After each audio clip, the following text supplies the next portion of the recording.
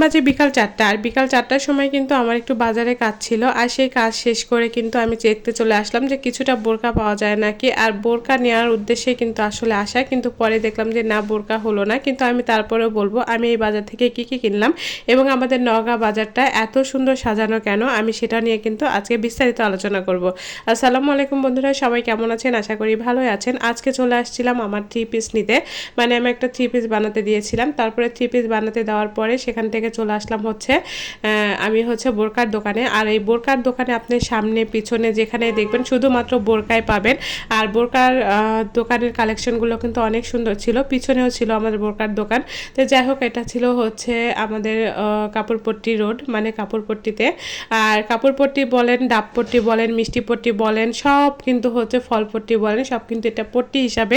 কিন্তু আপনি যদি এক জায়গাতে ঢোকেন, এই এক জায়গা থেকে কিন্তু আপনি সব কিছু নিয়ে বের হয়ে চলে আসতে পারবেন।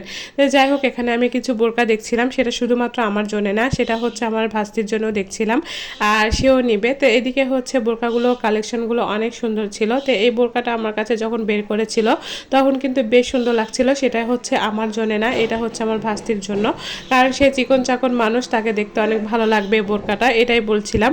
আর এই বোরকাটা দেখতে ছিল অনেক ঘের, আর আমাদের মোটা সোটা মানুষের জন্য কিন্তু এরকম ভালো লাগবে না। তো যাই হোক, এটা হচ্ছে আমার এই ভাস্তির জন্য দেখছিলাম, এটা ওকে পরে ভালো লাগবে এটা বলেই কিন্তু পরে দেখলাম যে একটু দামটা বেশিই যাচ্ছে, পরে আর নেওয়া হলো না। আমি আমার 3 পিসটা নিয়ে তখন আমি নিচে নেমে আসলাম।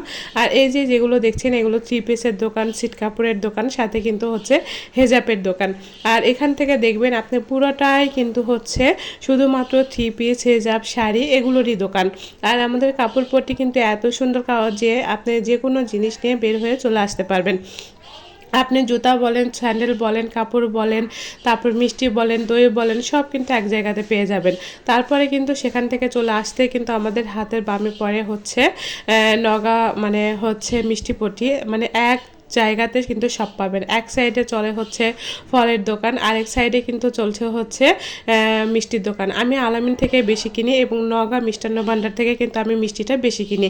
যাই হোক, আজকে মিষ্টি বা তেমন একটা কিছু কিনা হলো না, বাসায় বাচ্চা চলে আসবে, মানে আমার ছেলে প্রাইভেটে গিয়েছে, সেখান থেকে চলে আসবে, এই কারণে কিন্তু একটু তাড়াহুড়ো করে যাচ্ছিলাম। আর এই যে বললাম না যে এক জায়গাতে সব কিছু পেয়ে যাবেন, মিষ্টিপট্টি পার হলে কিন্তু আপনি ফলের অনেক দোকান পেয়ে যাবেন, আর আপনি যে কোনো ফল এখান থেকে পেয়ে যেতে পারেন।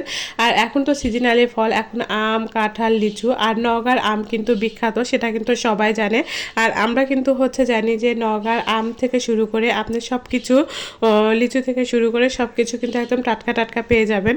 তো যাই হোক, এখানে কিন্তু প্রচুর পরিমাণে দইও পাওয়া যায়। আর নওগাঁ এবং বগুড়ার দই একদম সেম সেম, কারণ বগুড়া থেকে নওগাঁতে আসে এবং নওগাঁ থেকে বগুড়াতে যায়, এরকম কিন্তু অবস্থা। আর এটা ছিল হচ্ছে গোস্তাহাটির মোড়, আশা করি বুঝতে পেরেছেন।